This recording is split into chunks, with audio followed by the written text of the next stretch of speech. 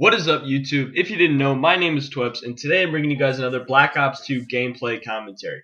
Really quickly, what you're going to be seeing in the background is something that I like to call the care package game. Now, I originally saw this on Optic Nadeshot's stream. He was doing it with Fwiz, who's a commentator for competitive Call of Duty, if you didn't know. And basically what it is you put the care package as your highest kill streak, and I also have a UAV and hunter killer just because you can, call a UAV in quickly and then just throw the hunter killer up quick. And basically what you do is you run Engineer as a perk so that way you can reroll your care packages. I don't know necessarily if I have it on this class, but that's what you would do most of the time. And you basically just, rely on the luck of the draw with the care package. You see if you could try to get the Swarm, which is the ultimate goal. And I got a Swarm actually playing this one time, but the gameplay that I had of it got corrupted. I was actually going to upload that gameplay about a week and a half ago, 2 weeks ago, but the file was corrupted, so unfortunately I couldn't upload it. But yeah, that's basically what I'm doing, and I get a couple good streaks out of the care packages, so it was worth it, and it's a good gameplay. So, I've noticed something kind of happening in hip-hop over the past few years, and it's kind of that groups are starting to take over hip-hop in a sense. They're starting to kind of get revitalized and really become a major staple of hip-hop. Now, rap groups have kind of been popularized or mainstreamed by the bigger sort of groups. You have, Young Money, YMCMB, which is, obviously Lil Wayne, Drake, Tyga, Nicki Minaj. You have MMG, Maybach Music Group, which is Rick Ross, Meek Mill, Wale, and a couple other people. You also have Good Music, which is Kanye's sort of whole thing. I don't even know if necessarily you could call it even a group, but it's kind of like an overlay where it's kind of like Kanye, Big Sean, Kid Cudi is associated with it.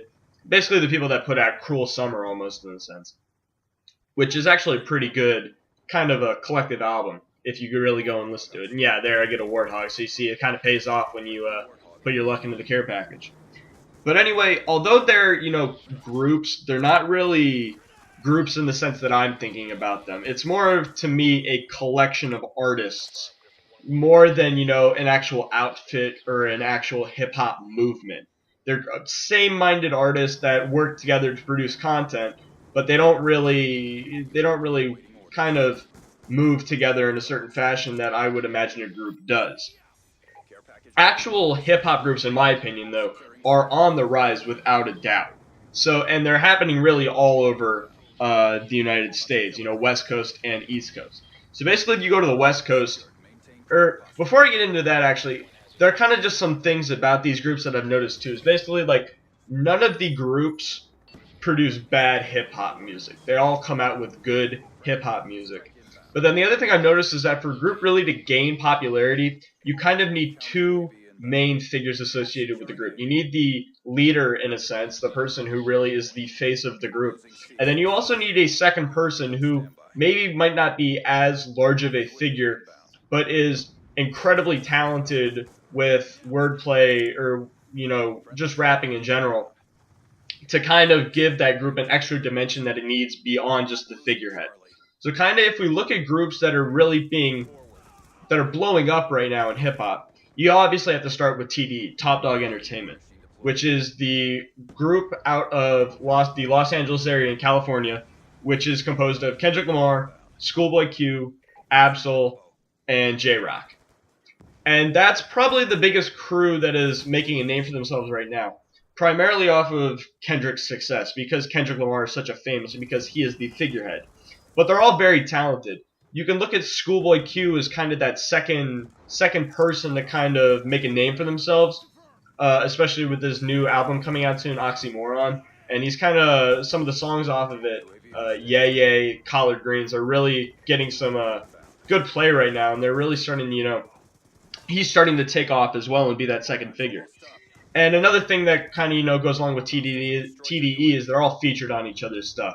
Kendrick has had all three of the other members on either Section 80 or Good Kid, Mad City.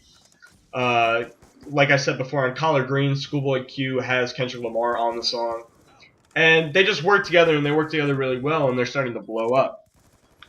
Now, if we stay on the West Coast, though, we also have the infamous group Odd Future, Wolfgang, Kill Them All, which is personally my favorite rap group. I'm kind of an OF fanboy. I love Odd Future. I love what they do. And, they're kind of infamously led by Tyler, the Creator. And they've really gained their popularity on the internet, and they've blown up over the last few years with some online releases, particularly starting with Tyler, the Creator's Bastard and Earl Sweatshirt's mixtape, Earl. And speaking of Earl, he's kind of that figure too.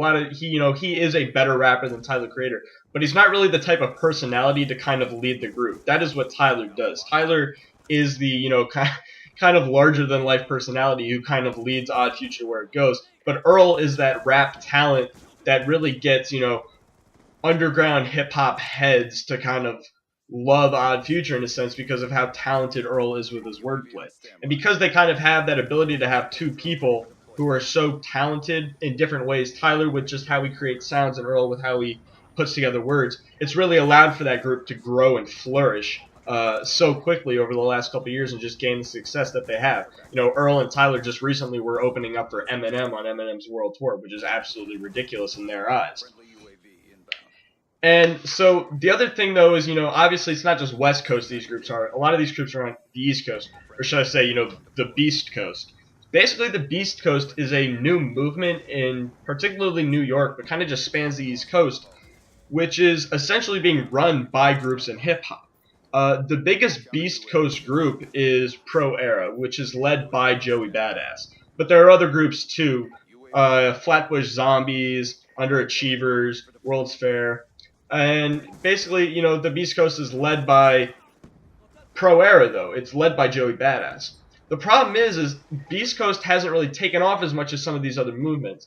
And I think the reason for that is that Pro Era doesn't really have a second member to come behind Joey Badass. Now, the story behind that, though, is kind of sad. They had their second member because it's a sad story. There was a member of the Pro Era Collective. That's a quad with a Hellstorm. I didn't even know that happened. There was a member of the Pro Era Collective called Capital Steez. And Capital Steez was an incredibly talented rapper. In many cases, a lot of people considered him more talented than Joey, actually. But unfortunately, very recently, on Christmas of 2012, Capital Steez committed suicide. Or that's what most people believe happened. And it's unfortunate because he probably could have helped increase the trajectory of Pro Era. But even without Capital Steez, though, really to be that second person, which I think kind of limits Pro Era's growth in a sense, they are growing because they're young, they're energetic, and they're gaining a following, no matter how slow that following is growing. And the other particularly, big group that's Beast Coast, even though they're not really as associated with Beast Coast, is obviously ASAP Mob. ASAP Mob fits that description of, big, collective that is starting to blow up, particularly because of the success that ASAP Rocky has had, and then the now success that ASAP Ferg is having as that, I said, second member who is starting to, help increase the depth of the group. And of course they have other members who are, pretty talented, like ASAP Nasty is actually a pretty good rhymer. And they're starting to take off. ASAP Mob is really starting to take off. They're really becoming popularized, kind of like Top Dog Entertainment is. And, I kind of like the fact that these groups are on the rise, though, because it's good, because it kind of allows a lot of different things. In the case of Top Dog Entertainment, it allows for a lot of friendly competition. They often talk about, the four of them talk about how they like to compete with each other because they think it ups their music. They think it makes their music better, which is always good. Whenever hip-hop becomes better, it's good for everyone, especially the fans of hip-hop. It also allows people to network, though, which is, a big thing in the case of Odd Future, because, people are allowed to meet other people and kind of increase their music that way. Earl Sweatshirt is able to get in contact with guys like Mac Miller through a guy like Taco, and which kind of, once again, increases everybody's musical tastes, or not taste, but it just makes the music that everyone is making better.